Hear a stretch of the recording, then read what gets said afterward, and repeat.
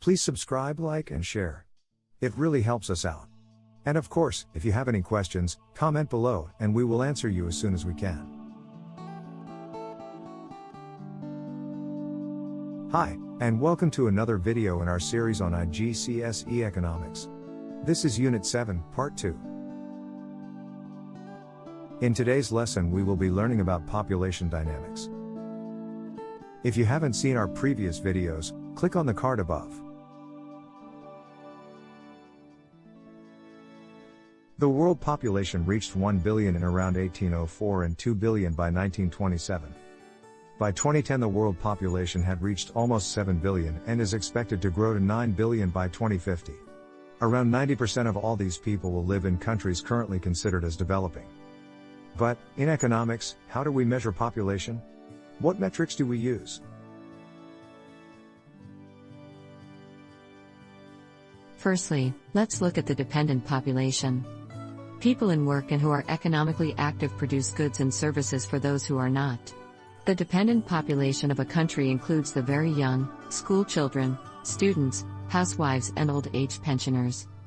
The dependency ratio is the number of people not in the labor force, divided by those in the labor force. The higher the dependency ratio, the greater the burden on the working population and on scarce resources to support people who are not economically active. Dependency ratios, in general, are rising. There are high birth rates in less developed countries. The school leaving age is being raised in many economies. There are low death rates and growing numbers of old people in developed economies. Many governments have introduced compulsory pension saving schemes and are raising official retirement ages.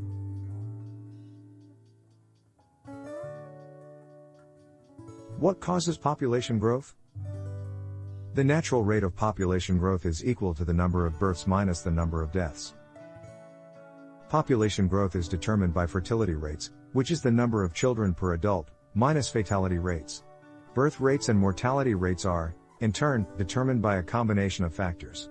Often economic growth and economic development have led to a decline in population growth, but there are no hard and fast rules, and other factors, such as availability of family planning, social expectations and government intervention can play an important role. One of the metrics that we use to monitor population is birth rate. Birth rate is equal to the number of births per 1,000 people in a population. The world average for birth rate is 19. This is 19 births per 1,000 people. What has caused birth rates to fall in many developed and rapidly developing countries? Living standards are rising. There is increased use of contraception. There is increased female employment. People are marrying later in life. Why are birth rates high in many less developed countries? Living standards are poor. There are high child mortality rates. Custom and religion prevent contraception. The highest birth rates in the world, where the birth rate is 40 or more births per 1,000, can be found in Niger, Uganda, Mali, Zambia, Burkina Faso, Ethiopia, Angola, Somalia, and Burundi. The lowest birth rates, where the birth rate is less than 9 births per 1,000, can be found in the Czech Republic, Austria, South Korea, Singapore, Germany, Hong Kong, Japan, and Monaco.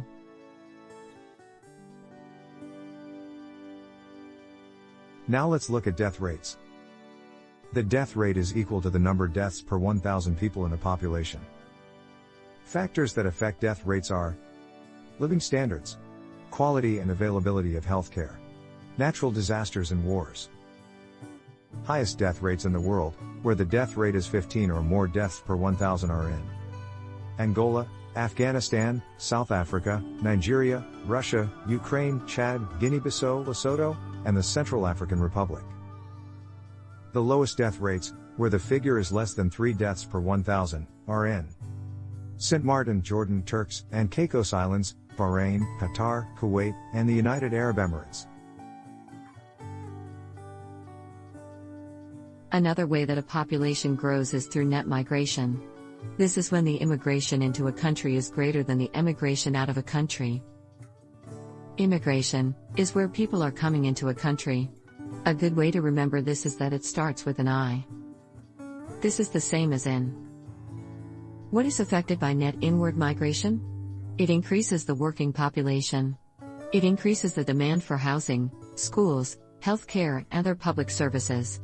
It increases the pressure on resources. Emigration is where people are leaving a country. A good way to remember this is that it starts with an E. This is the same as exit. What is affected by net outward migration? It reduces the working population. It means a loss of the most skilled and productive labor and entrepreneurs. It causes a fall in output and economic growth. Most cross-border migration involves people of working age seeking employment, higher wages, and improved living standards in other countries. Now, let's look at the structure of populations. More specifically, things like age and sex distribution, geographic distribution, occupational distribution. Age and sex distributions are represented by population pyramids. These have age ranges in tens of years on the y-axis. On the x-axis is the number of people, broken down by males and females. This diagram shows a more developed country. We can see that there is a low birth rate and death rate. This is typical for a more developed country. We can say that the dependency ratios is rising due to an aging population. The next diagram shows a less developed country. This is the opposite. There is a high birth and death rate. This is typical for a less developed country. Again, dependency rates are rising, but this time it is due to an increasing number of children. In 2010, 11% of the world population was over 60. It is expected to reach 22%, or 2 billion people, by 2050. 1 in every 3 people in developed countries will be over 65 by this time. What is gender imbalance? A normal sex ratio is 1 male to 1 female. But, the sex ratio at 85 years old is 1 male to every 1.5 females. And in China, the sex ratio at birth is 1.2 males for every female. Gender imbalance and excessive males or females has been observed in a number of countries. Why? Possibly because of wars resulting in many deaths among young males, violence towards females, driving them from some societies, sex selection by parents through abortion, gender-based infanticide, this is the selective killing of children of one sex. Sex-specific inward migration, for example, by male guest workers brought in to work in construction and other heavy industries. High sex ratios at birth in some Asian countries are attributed to a strong preference for sons.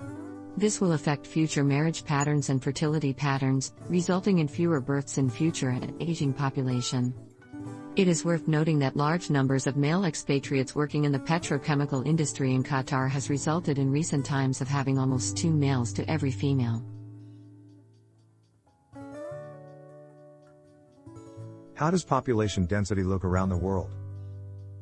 The least densely populated area is Greenland with 0.026 people per square kilometer. By contrast, the most densely populated area is the Macau Peninsula with 18,524 people per square kilometer. The most densely populated city is Manila, in the Philippines. This city has a population density of 43,000 people per square kilometer.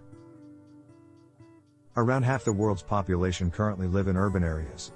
This is expected to rise to around 60%, or 5 billion people, by 2030. Rapid growth of cities is depleting resources, and increasing congestion and pollution. Finally, for today is occupational distribution. This is the percentage of people employed by the main industrial sectors. We can see in less developed countries, more people, by a large percentage, work primary sector or agricultural jobs. But, in more developed countries, far more people work in the service industries. More than 80% of people are employed in services in Andorra, Antigua and Barbuda, Gaza, Israel, Luxembourg, UAE, UK, and the USA. But, more than 90% of people are employed in agriculture in Angola, Burkina Faso, Burundi, Chad, Lesotho, Niger, and Rwanda. Thank you for watching our video. Please like, subscribe and share. And comment below so we can clarify things for you.